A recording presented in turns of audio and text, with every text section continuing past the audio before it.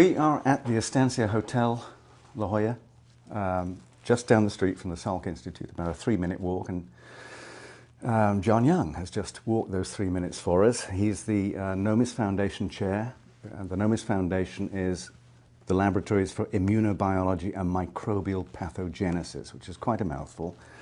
I think of you, as I look back on your record here, as somebody who's always been working on infectious diseases, but that wasn't just as you do now on HIV. In the record, there's your work on anthrax, the biotoxin stuff, there's the papers on influenza and so on. And I wondered if, as an easy way into this, to explain the importance of HIV and where that research is, we could take the easy case of influenza virus. Because most people in most companies get a little memo at a certain time of year saying, come and get your flu shot. And they think, okay, it's a virus, I go and get my shot, and I'm okay. HIV does not seem to be in that state at all. Can you make a comparison between the two and what the issues here, what the difficulties are? Right, and I think it's a tall order to really compare HIV and influenza directly. But what, obviously you're drawing a distinction here in terms of there being a vaccine available for flu and no vaccine available yet for HIV. Right. And I think that one of the differences is the mode of transmission and the way in which these viruses, what we call replicate inside the body. They make more copies of themselves inside the body. The flu virus, of course, does this in the respiratory tract. Right. HIV obviously is transmitted largely in blood, sometimes in genital fluids, and it invades other parts of the body. So there are two very different viruses in terms of not only their structure, but also their the replication properties inside the body. And the big problem, of course, with HIV is that it's been very difficult to get or to identify a vaccine which will be effective against multiple variants of the virus, because the virus is highly variable from isolate to isolate. And of course, if you want to develop a vaccine that will be useful in the global stage, you want to have something that's going to be effective against not just one HIV, but many, many HIVs. Right. Let me, again, playing layman devil's advocate here. One also knows that flu viruses don't always work because the virus is changing its form in response to these vaccines and so on. The same thing is true, as I understand it, in spades with HIV, in the sense that a vaccine's been difficult to develop because you don't know how to stimulate the correct protective response. Is that roughly correct? That's roughly correct. It's been very hard to actually define what that correct protective response would be. Very difficult to define that. But more recently, there's been some progress in this area. One piece of progress came from a vaccine trial that was conducted in Thailand. And in that trial, they put together two types of vaccine components that hadn't been put together in this particular combination before. And they found that that was successful in 30% of the vaccinees, or reduced transmission by about 30%. So that indicates for the first time that this combination might be starting to elicit the right types of responses to develop an effective HIV vaccine. So that's one piece of evidence now. The second piece of evidence comes from studies where people have been looking for antibodies. These are proteins inside our blood that actually recognize and latch onto foreign invaders. And some of these antibodies are what are called neutralizing. That means they can neutralize the virus, they can stop it from replicating. And some of them are broadly neutralizing, which means they will not only stop one virus, they'll stop many types of HIV. And in the last 2 years in particular, there's been great progress made in understanding how some of these broadly neutralizing antibodies recognize HIV and how they begin to neutralize HIV. And so that's giving information in terms of what kind of vaccine platform would one have to have in order to generate these types of responses? So you'd have a basis for being able to neutralize a lot of different HIVs. Okay. So this is all about AIDS. I mean, and human immunodeficiency virus. Now, yes. Paint a picture for me of, there's HIV-1, there's HIV-2. I mean, what's the general picture here in terms of those things? Yeah, so there are two main types of HIV, as you mentioned. The first one, HIV-1, really came from chimpanzee-like virus, transmitted from chimpanzees. Somehow it jumped species into humans at some point, several points in evolution. The second virus, HIV-2, it jumped species from what's called a pseudomangami monkey, so a different type of monkey, into humans. And the viruses are very similar to each other, but they do have some differences. They have differences in their gene makeup.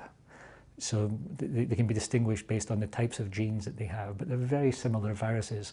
And HIV-1 is the more dangerous virus. HIV-2 is less dangerous. Okay. How do you go about? There are two. You have a slew of papers, obviously. There are two that I noticed attracted a great deal of attention. There was one in 2004, and the Salk Institute press release called this a new view of HIV. If you remember this, perhaps you could describe that a little bit, and then we'll go on to the second one, which is this major. Most cited paper in molecular biology and genetics, the one that you did with Sumit Chanda on HIV replication in human cells. And my understanding of why this paper was so highly cited was it was one of the first studies to combine, I'm just reading here from the interview, genome-wide RNAi screening and bioinformatics to identify the repertoire of host cellular factors that help facilitate HIV replication in human cells. Very complicated stuff. Could you tell me what those two papers really were about and how you went down that pathway? Well, maybe I could start with the most recent paper. Sure. So the most recent paper, what we're trying to accomplish in that paper is to get a complete understanding of how the cell that the virus divides in or replicates in contributes to that virus division or replication. What does a cell provide, and how does a cell defend itself against the virus at the same time? Right. And the reason for wanting to do that is, if you look at the way that antiviral drugs are being developed now against not only HIV or flu or any virus, these drugs target very specifically virus functions, so virus proteins. Proteins the virus has that the cell doesn't have. And so the advantage of that approach is that it's very specific. You're targeting the virus, you're not targeting the cell, so that's a good thing. The problem is that these viruses make many, many different variants of themselves, because when you copy themselves, they introduce what's called a mutation. And that mutation means that any two viruses in a virus population won't be identical to each other, they'll be slightly different from each other. And when you apply a drug to that population, you select out the viruses that are resistant to that drug. They have a mutation, just as a basic function of the copying of the virus, they have a mutation that makes them resistant. So this, underlying this is just straightforward natural selection, right? It's natural selection. But the end result is so the virus is saying God, this is a dangerous introduction here. I need to mutate and avoid this drug. Yeah. And the net result is the drugs become ineffective over time unless they're used in particular combinations. And even then, the viruses can find ways around them. Right. And so what you're doing when you're developing antivirals against a virus is you're chasing a moving target. What we'd like to know is what are the important things inside the cell that the virus absolutely depends upon, so that we can instead target those functions in the cell, because unlike the virus, these aren't changing over time. They're fixed in time. And so by targeting those functions, and if we can do this by targeting them so we can inhibit the interaction with the virus, but not interfere with the function of the protein if it's an important cell function, then we can develop a new class of antivirals that should be more effective against perhaps one virus. Or if we can find those factors that are used by multiple viruses, we'll have activity against, be effective against a number of different types of viruses. I don't want to simplify this and be stupid here, but so it sounds a bit like, okay, here's this person, give you an analogy, and can put on different suits of clothes. Mm-hmm. What you're trying to do is to avoid all the changes of clothing and get straight at the person that's wearing the clothes, as it were. That's right. Is that about it? That's a good analogy. Yeah. That's correct. Okay. And so by looking for these this paper then was identifying the set of factors that the virus depends upon for its replication inside the cell. Yeah. What about these papers that came out recently that reports that I just showed you from the newspapers that say things like new hope of a cure for HIV. This is a November 2011 report from the New York Times, mm-hmm. where some patient called the so-called Berlin patient apparently has cleared his HIV infection by arduous bone marrow transplants. This is not the same. This is not a global solution, is it? It's not. It's a good proof of concept that this can work. I think from a monetary perspective, financial perspective, and from a practical perspective, it's really not practical. I think that it could be done in a limited number of patients, but the expense involved in doing this isn't a global solution to the HIV problem. And what they're doing there is they're taking advantage of a finding that the virus has to latch on when it first comes into contact with a cell. It first has to latch on to proteins on the surface of that cell. Mm-hmm. And these proteins are the cell proteins are important for the virus to get into the cell. And it turns out that some people who are resistant to HIV have a natural variation in the gene that encodes one of these proteins. And so they're completely resistant to HIV. So the premise behind this approach in the Berlin patient then is to introduce a mutation in cells from that patient that will then eliminate that protein from that cell surface of those cells in that patient. Mm-hmm. So you're essentially generating cells that are resistant to HIV, putting them back into the patient, and then basically there's nowhere for the virus to replicate in that person, and the person is ostensibly cured of the infection. So that's the principle, but really the logistics and the expense, I think, preclude this from being a global solution. One of the things that's difficult, and I look at this carefully, is the kind of alphabet soup, and how to get this across to a general audience. So even words like antiretroviral are a bit tricky. I mean, if I take CCR5, I mean, we'll talk about that in a minute.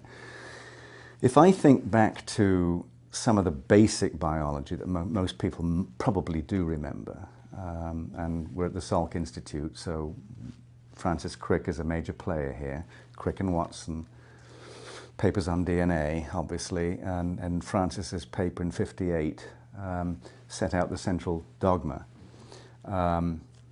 of this industry, which is that, that DNA, deoxyribonucleic acid makes ribonucleic acid, makes RNA, makes protein. And that was a pathway that was supposed to be untouchable. As I understand it, retroviruses work in a somewhat different way. The RNA makes the DNA, which then makes RNA, which then makes protein. Could you just unpack that for me? That's correct. So as you said, Francis, in his landmark paper, set out the central dogma: DNA goes to RNA, goes to protein. And that dogma is still universal. It still applies in all areas of biology. Critiqued but not overthrown, in other words. Yeah, but not overthrown. It's certainly that principle has stood the test of time. These retroviruses, when they were first discovered and were characterized, revealed that information could flow back from RNA to DNA before it went on to become RNA, before it goes on to become protein. And so that was a process that was called reverse transcription, because the copying of RNA from DNA is called transcription. So that's going in one direction. Transcription, DNA goes to RNA. Reverse transcription is RNA going back to DNA. And the discovery of this mechanism of RNA going back to DNA led to Nobel Prizes being awarded to David Baltimore and Howard Temin. It was such a fundamental discovery. It was so unexpected at the time that it led to the Nobel Prize to David and Howard. Since you mentioned David's name, let me scramble amongst my papers here and ask you about this. I'm getting probably slightly out of order here, but I think we should at least talk about it. David Baltimore is also a sort of a non-resident fellow of the Salk Institute, right? As well as having been president of Caltech. There's a letter here in Nature, a very recent one, which you probably know, antibody-based protection against HIV infection by vectored immunoprophylaxis, where David Baltimore is one of the authors on that paper. Could you unpack that one for me? Yeah, so I think this goes back to one of the issues, the core issues right now in HIV, the field of HIV and AIDS, and that is, how does one generate the types of antibodies that can neutralize HIV? There are many different ways that one could imagine doing this, and this describes one of those methods. But I think there's a lot of excitement about doing this because it's been shown that these antibodies, or these type of antibodies, if you introduce them into monkeys, can render monkeys resistant to HIV infection. So these antibodies alone may be sufficient to protect against HIV infection. And that's why these methods and others that have been developed by other groups all over the world are so important for figuring out how does one generate these antibodies and sustain these levels of neutralizing antibodies so that someone would be completely protected. The first sentence here of the abstract is that despite tremendous efforts, development of an effective vaccine against HIV has proved an elusive goal. Recently, however, numerous antibodies have been identified that are capable of neutralizing most circulating HIV strains, as you said. Yes. This whole notion of using this kind of technique, does it go back in some sense, and again, I'm ignorant layman here, does this go back in some sense to the kind of things that Jonas Salk was talking about when he was trying to work on HIV and AIDS and was talking about the whole notion of therapies using this kind of technology? No, exactly. It builds on the foundation that Jonas set out himself to achieve. It does so, though, with tools that weren't available back then, right, and with new approaches that have only become possible in the last 5 years. So essentially, a lot has been learned in the time since Jonas first worked on this. And a lot of the progress has been driven by technological and fundamental breakthroughs in understanding of what's required to give a more effective vaccine response. Yeah, because I'm thinking, you know, Salk Institute, I mean, the polio virus and so on, right. His thinking then moving on, coming up with a therapeutic vaccine like Remune, which didn't work. I mean, I think he first published in 1987 on this. Does your work also have some build to that extent, or are you going in a very different direction? Well, I think that the two things I'd like to separate here are what we call a vaccine, which is designed to generate a response that is long-lasting and will provide protection based on one's own immune system, the system that we have that defends us from infection, and an antiviral, which essentially is a drug that will block the virus and prevent the virus from replicating. But that's once the virus has already established itself in an individual. So the work that we're doing is more directed towards the antiviral aspect, although some of the work we're doing could impact the thinking about how an effective vaccine might also be developed. But our primary interest right now is in the cell factors that give clues as to how to block virus once it's already established infection in the body. Right. Let me put three things together here and throw these three things at you at one time. You gave the annual Mitchell Memorial Lecture, and I've got the slideshow here. There's some staggering statistics here. 33 million infected worldwide, global HIV epidemic. 22.5 million sub-Saharan Africa. 2.6 million new infections. 1.8 million AIDS-related deaths. The 8th December issue of Nature, cutbacks threaten HIV gains, and yet last year you got a $21 million grant from National Institutes of Health. Do you want to comment on how you see the global crisis, how you see the notion of cutbacks, and whether you're safe from it? Right, so that's a big question. Let me start with the global crisis.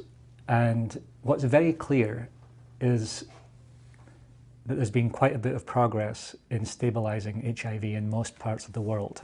So certainly in Western countries, in North America, Europe, and even to some extent in sub-Saharan Africa, the epidemic has been stabilized, which means that there are stable numbers of infected people in developed countries. In sub-Saharan Africa, the numbers are down by about 25% over previous years. And only in one area now we're seeing a sort of rampant growth of HIV cases, and that's really Eastern Europe and Central Asia, where most of the epidemic is really taking off there. And most of this progress has come... Sorry, you said Eastern Europe and Central Asia, it's taking off? In Eastern Europe and Central Asia, yes, it's taking off. Do we know why? I don't think we have a clear understanding yet why. Yeah. But what's very clear is that in the countries where the epidemic is now stabilizing, that's largely due to the availability of these antiretroviral drugs, which are keeping virus, at least for some time, virus levels very low in infected individuals. So infected individuals can actually live out what is almost a normal lifespan. The problem is that these drugs have to be taken for the rest of one's life because the virus doesn't go away. Even though the virus levels are reduced, the virus is there.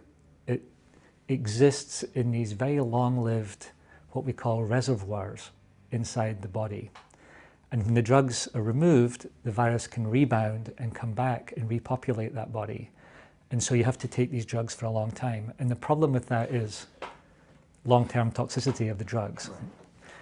So these drugs are helping. There's been more effective, for example, condom use has helped a lot.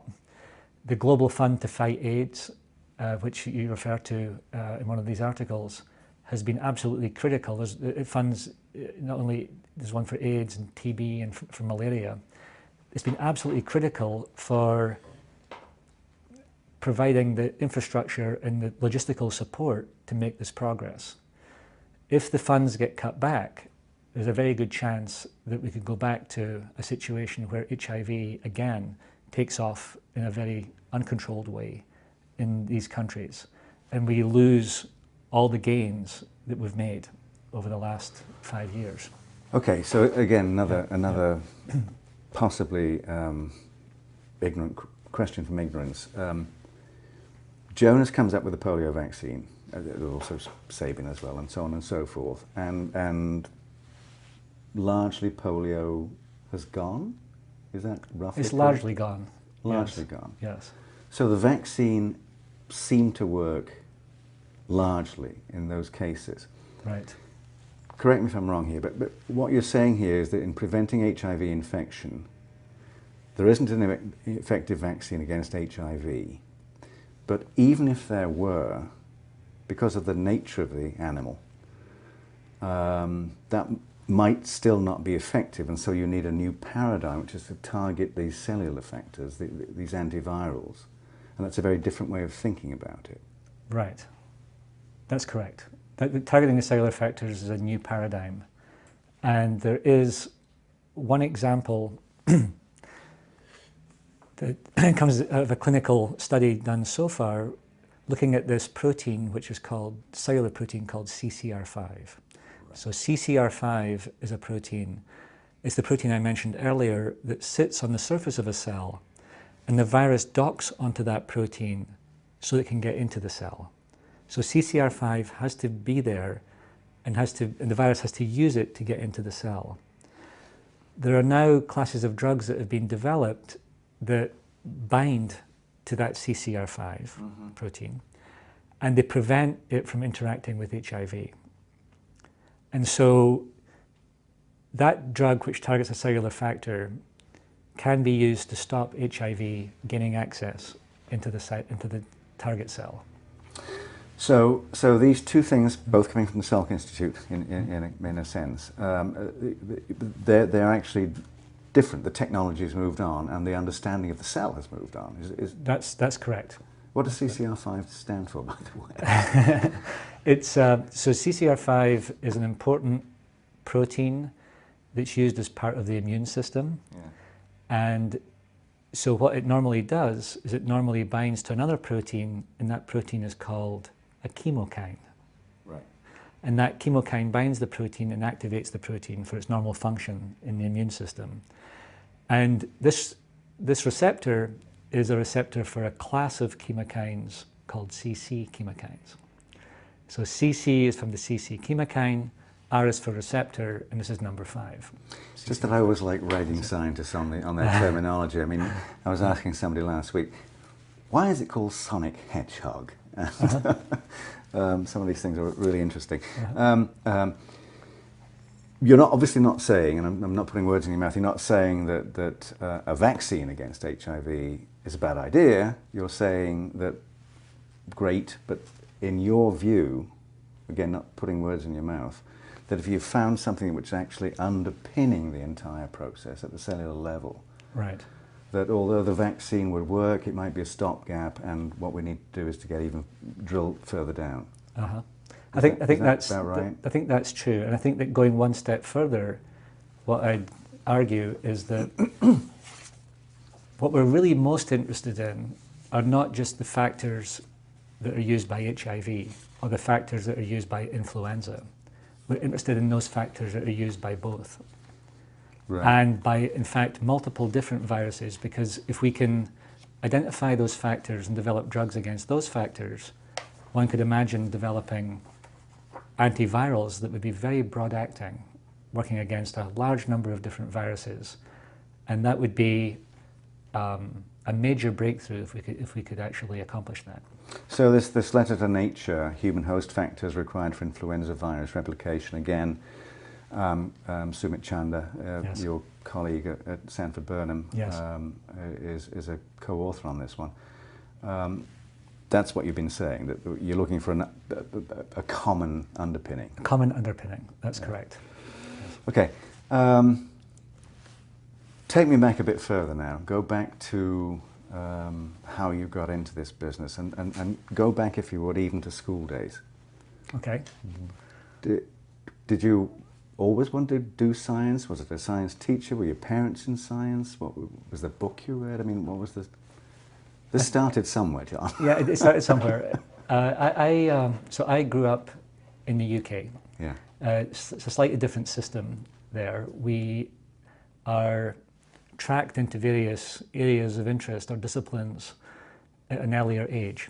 And so actually, when I was 13 years old, I had a biology teacher at school who was extremely good and opened my eyes to biology. Mm. And I became interested globally in the area of biology, and saw that as an area that I could imagine establishing a career in. And then I essentially positioned myself with various classes and coursework to enter a science program at university, and I went to the University of Dundee. So where did you grow up? You grew up close to Dundee? I actually grew up all over Scotland. My father had a job that required him to move every few years, and so we moved around different parts of Scotland and lived in different areas. I was exposed to different schools and different school systems. Yeah. And but then when I was a teenager, I was back in one place, and that place was just north of Edinburgh, which is the capital of Scotland, and very close to St Andrews, the golf course in St Andrews. My parents still live there. So I went to Dundee as an undergraduate to the biochemistry program there. And then from there I went to the Imperial Cancer Research Fund in London, where I was enrolled as a student at University College in London. And I was studying at that time genes that control the immune response to virus infection or bacterial infection. And it was at that time when I started to read papers about HIV. HIV was just coming onto the scene back then in the early 1980s. And I was reading about this virus, or apparent virus, that was causing this horrible disease. And there's all this confusion about what type of virus was it. You know, was the blood bank contaminated with this virus? There was a great deal of public alarm, quite rightly, at that time about what the nature of this virus was and what kind of disease it was causing and how widespread it was in the circulation. And at that time I decided that I was going to study this group of viruses like HIV, these so-called retroviruses. And I arranged to do a postdoctoral fellowship with Professor Harold Varmus up at UCSF. And Harold, of course, won a Nobel Prize for his work with retroviruses back in 1989.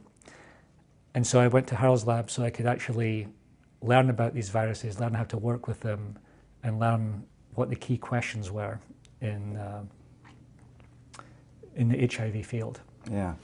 Imperial Cancer Research Fund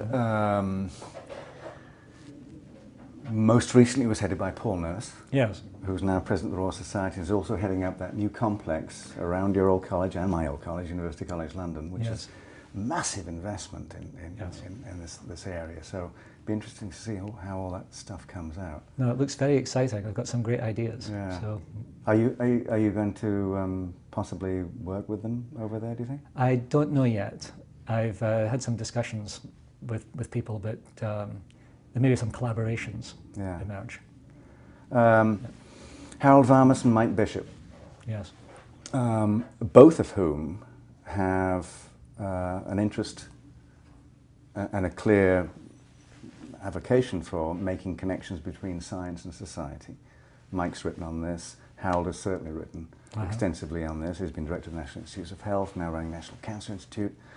Do you have any sense of, do you have any thoughts about that connection, the importance of the science and society connection? I'll give you a specific challenge, if you like.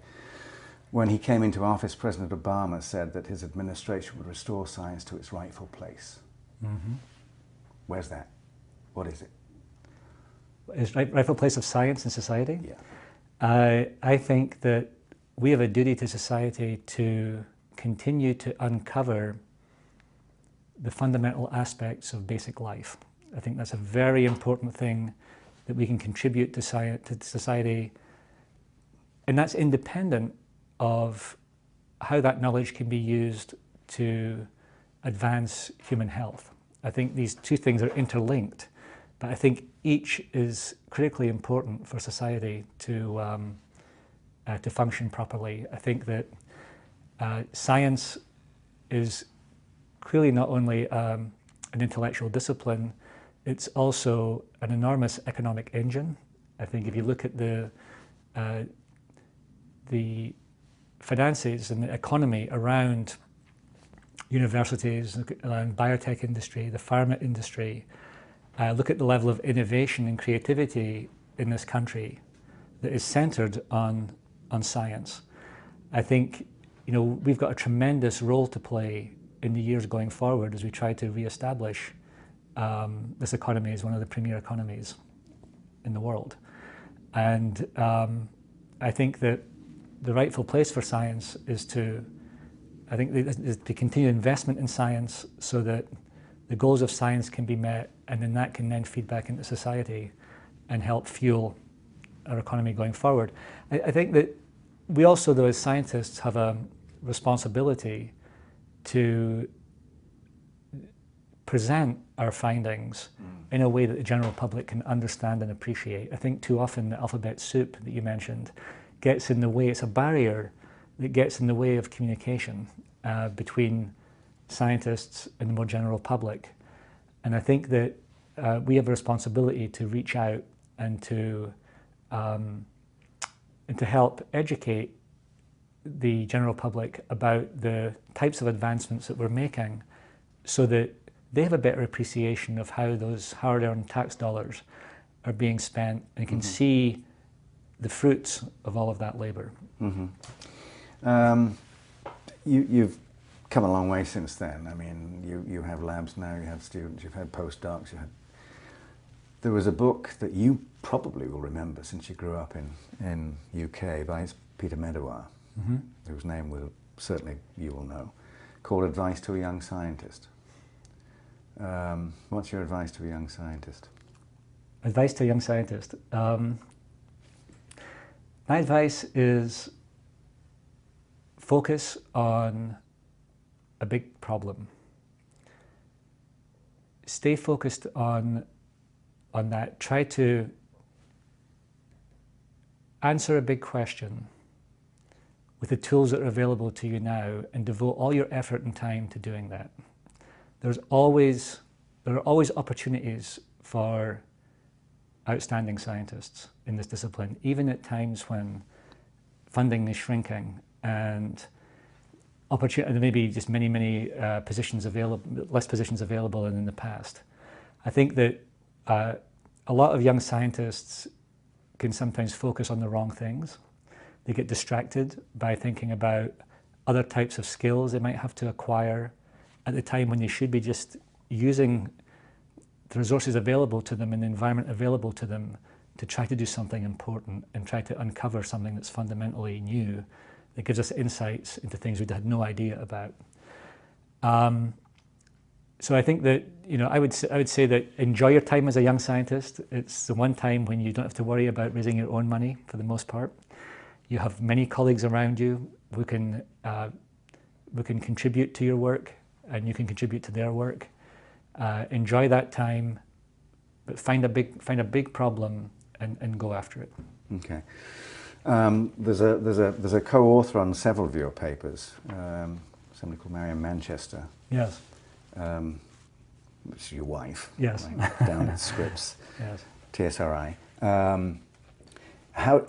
Just an extension of that question. How did you guys meet, and what have been the challenges and the delights of running a scientific household with two scientists?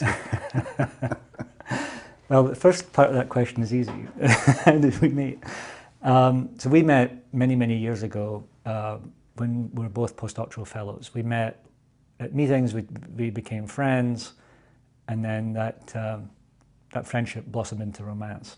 And so, but I would say it took, I've got a funny story about that if you want to hear that. Sure. It was, so I first met Marianne at a meeting at Cold Spring Harbor Labs in New York, and we're at this meeting on retroviruses, and she was presenting a poster, or about to present a poster, and I was standing at my poster, and her mentor was standing next to me. So he tried to introduce me to Marianne, but Marianne was very flustered because apparently someone had taken her poster and it ended up in a dumpster by mistake. So she had to try to resuscitate this poster and was very stressed out about it. So she didn't even say anything to me when I tried to, the first time she saw me, we didn't even talk. I just said hi, and she sort of ran off and took care of her poster. But then, many years later, we established a romance and also a scientific collaboration. So that's been a very fruitful collaboration. We've had a number of grants together, a number of papers together. That's been working on the anthrax Number bacterium. of kids together? 3? Kids together. We have a busy life, but it's a very fulfilling life. Yeah. So you would not counsel, as I said, a coda to the advice to young scientists. You would not advise them against getting married to another scientist. No, I wouldn't. Maybe just marry the right scientist. Yeah, marry the right scientist. Yeah. Thinking back about the importance of this institute, a recent study came out that said it was in the top 5 of research institutions. I think I was reading the report correctly. Yes. The importance of mentors in this, because a lot of people who are now kind of stars in their field, if you look back at where they came from, it was from the original people at the Salk and those labs. Or if I look at Rusty Gage's lab right now, for example, and I'll be talking later to Jean Yeo this afternoon. Mm-hmm. The importance of mentoring. Could you speak to that? I think mentoring is critical. I think that more critical than that, though, is role model. I think having a role model that you look up to, that you aspire to. And certainly at the Salk Institute, there have been fantastic role models over the years. And so I put role model and the role model ahead of mentoring. I think mentoring is useful. I'm happy to take role model instead of mentor. I think that's an extremely well taken point. I think that's a great point. Did you ever think of doing anything else? I mean, I read one of the Inside Salk pieces about here, and it says that you play guitar several nights a week, and you're doing extreme endurance bike riding and with Sam Pfaff, and this looks very intense. Day-long mountainous bike rides up to 130 miles long with more than 15,000 feet of elevation gain. Are you a frustrated Tour de France competitor, or? Yeah, I think I missed my calling there. No, I enjoy the bike riding. I can't imagine doing anything else, though. I mean, I love the science. I love discovery. I love the challenge. I love even the low points when you're struggling to try to solve technical problems that get in the way of making progress. I enjoy the intellectual challenge of working through these issues.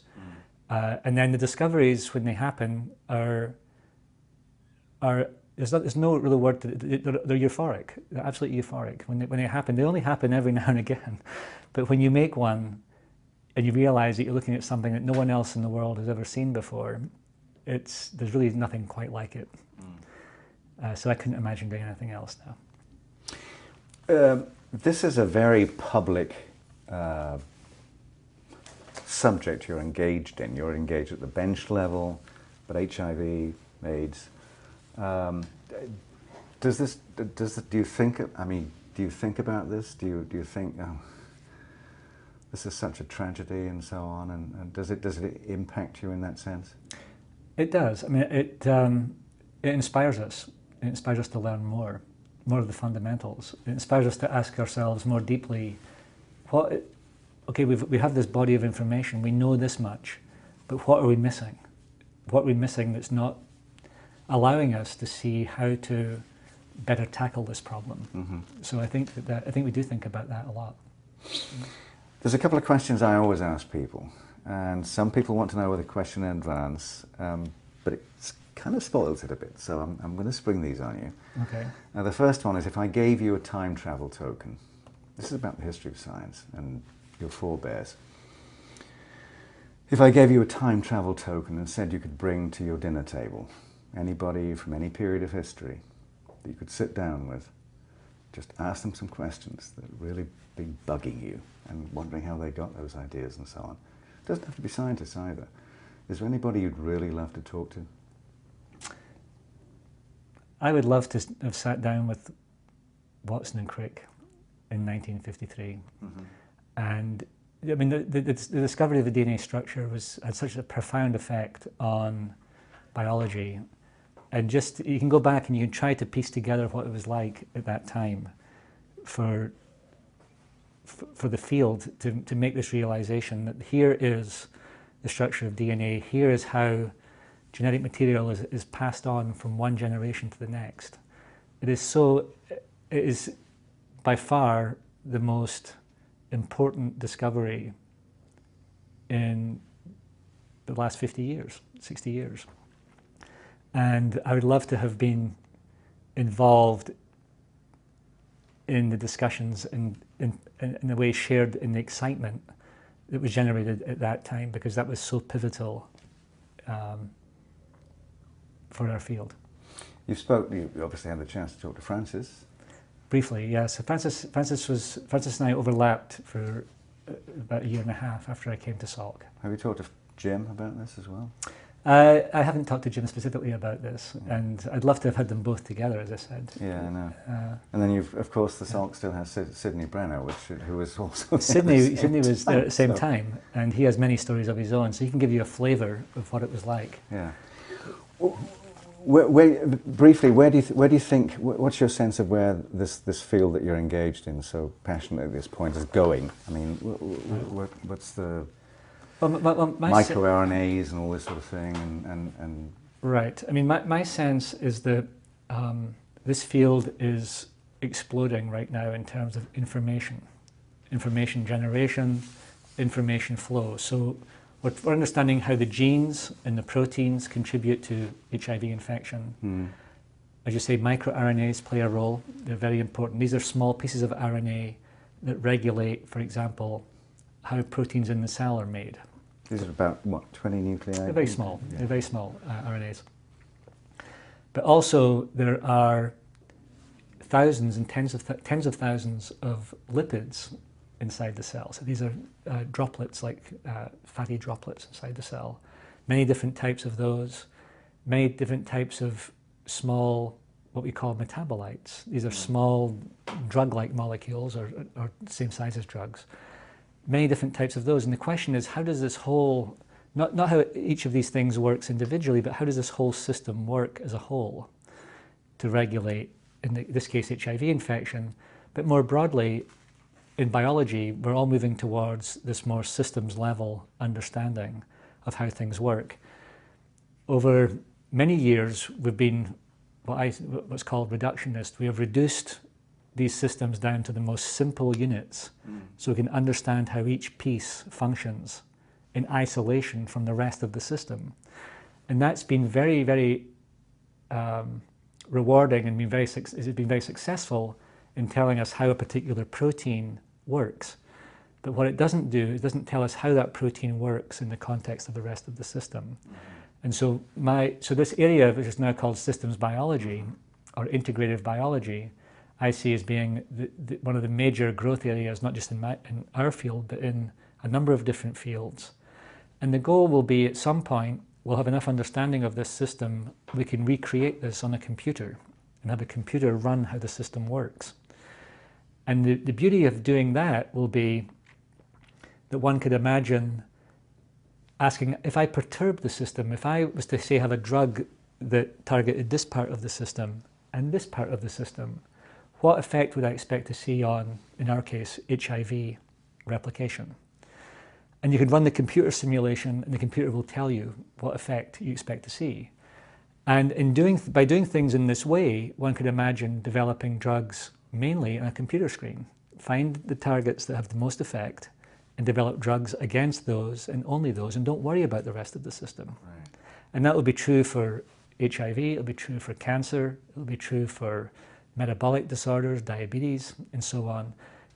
As we learn more about how these systems work, then this era of what was computational medicine, I guess we'll call it, will be upon us. And that's how the drugs of the future will be discovered. It will no longer be, let's develop a drug against this one protein that we know is important and expect that drug to work on that protein without really knowing how that protein is affected by the rest of the system around it. Yeah, did you ever want to be a doctor? Clinician? I toyed with the idea when I was 17, but I decided that I was driven by, curiosity-based science, and so I decided to follow science instead. Yeah. Because what you're talking about there, the systems biology, so on, and the modelling. Yes. That obviously gets back straight into the clinic at some point, I think, after going through animal trials and so on. So it does. There's obviously a greater need for, as we've seen, MD PhDs who can do the research and can also do the applications and so on. So, absolutely. Yeah. Last question. Okay. What are you optimistic about? Optimistic about? Mm-hmm. I am optimistic that there will be an HIV vaccine in the next 10 to 20 years. I think there's been enough progress made.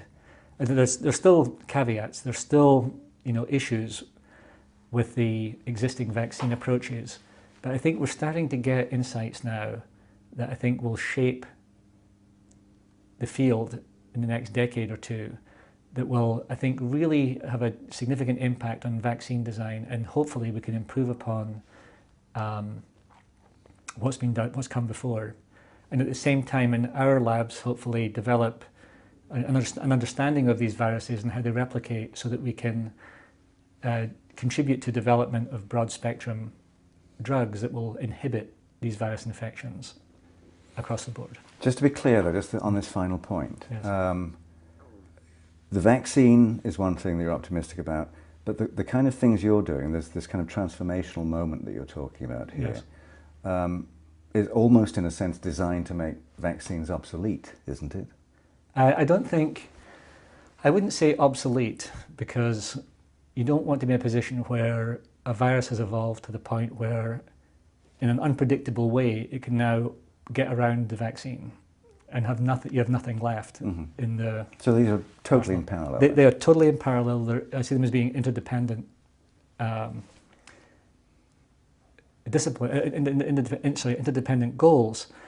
And it's much the same way as with the flu virus. Now we've got an effective vaccine you can take for the seasonal flu virus, but there are also additional inhibitors that will target very specific virus proteins, and they're developed in parallel and used in conjunction sometimes. And that's how I imagine that we'll continue to tackle virus infections in the future. It'll be this combination of vaccine and antiviral approach. It's kind of like riding up a steep hill, isn't it? It is. It gets steeper sometimes. John Young, wonderful to talk to you. Thanks very much. Lovely. Thanks, Roger.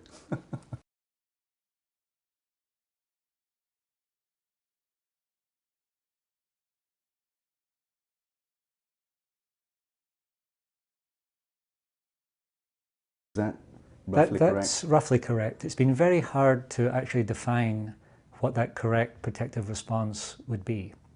Very difficult to define that. But more recently, there's been some progress in this area. One piece of progress came from a vaccine trial that was conducted in Thailand. And in that trial, they put together two types of vaccine components that hadn't been put together in this particular combination before. And they found that that was successful in 30% of the vaccinees, or reduced transmission by about 30%. So that indicates for the first time that this combination might be starting to elicit the right types of responses to develop an effective HIV vaccine. So that's one piece of evidence now. The second piece of evidence comes from studies where people have been looking for antibodies. These are proteins inside our blood that actually recognize and latch onto foreign invaders. And some of these antibodies are what are called neutralizing. That means they can neutralize the virus, they can stop it from replicating. And some of them are broadly neutralizing, which means they will not only stop one virus, they'll stop many types of HIV. And in the last 2 years in particular, there's been great progress made in understanding how some of these broadly neutralizing antibodies recognize HIV and how they begin to neutralize HIV. Press release called this a new view of HIV, if you remember this. Perhaps you could describe that a little bit, and then we'll go on to the second one, which is this major, most cited paper in molecular biology and genetics, the one where that you did with Sumit Chanda. On HIV replication in human cells. And my understanding of why this paper was so highly cited was it was one of the first studies to combine, I'm just reading here from the interview, genome-wide RNAi screening and bioinformatics to identify the repertoire of host cellular factors that help facilitate HIV replication in human cells. Very complicated stuff. Could you tell me what those two papers really were about and how you went down that pathway? Well, maybe I could start with the most recent paper. Sure. So the most recent paper, what we're trying to accomplish in that paper is to get a complete understanding of how the cell that the virus divides in or replicates in contributes to that virus division or replication.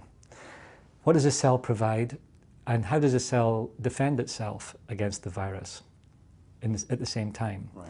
And the reason for wanting to do that is, if you look at the way that antiviral drugs are being developed now against not only HIV or flu or any virus, these drugs target very specifically virus functions, so virus proteins. Proteins the virus has that the cell doesn't have. The mode of transmission and the way in which these viruses, what we call replicate inside the body, they make more copies of themselves inside the body. The flu virus, of course, does this in the respiratory tract. Right. HIV obviously is transmitted largely in blood, sometimes in genital fluids, and it invades other parts of the body. So there are two very different viruses in terms of not only their structure, but also their the replication properties inside the body. And the big problem, of course, with HIV is that it's been very difficult to get or to identify a vaccine which will be effective against multiple variants of the virus, because the virus is highly variable from isolate to isolate. And of course, if you want to develop a vaccine that will be useful in the global stage, you want to have something that's going to be effective against not just one HIV, but many, many HIVs. Right.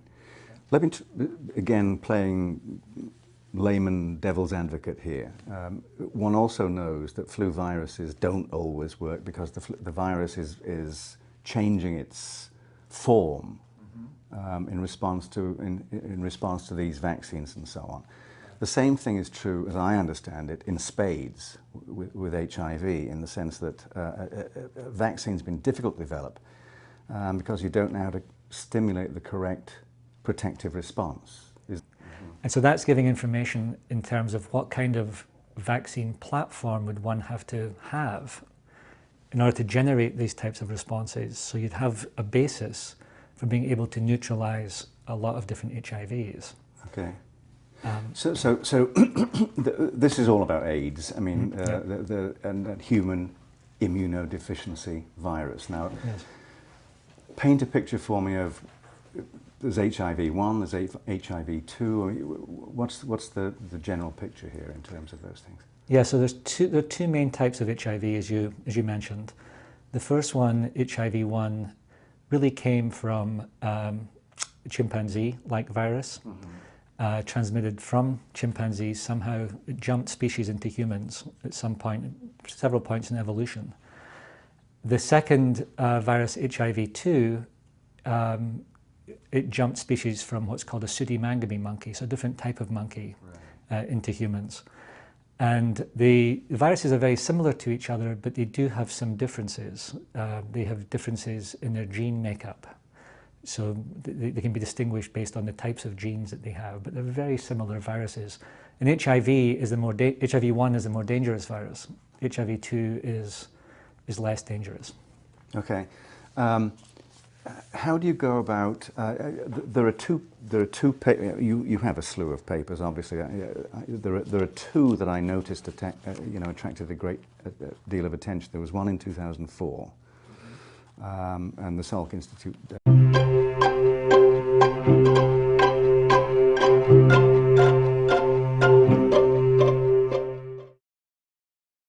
We are at the Estancia Hotel, La Jolla, just down the street from the Salk Institute, about a 3-minute walk, and John Young has just walked those 3 minutes for us. He's the Nomis Foundation Chair, and the Nomis Foundation is the Laboratories for Immunobiology and Microbial Pathogenesis, which is quite a mouthful.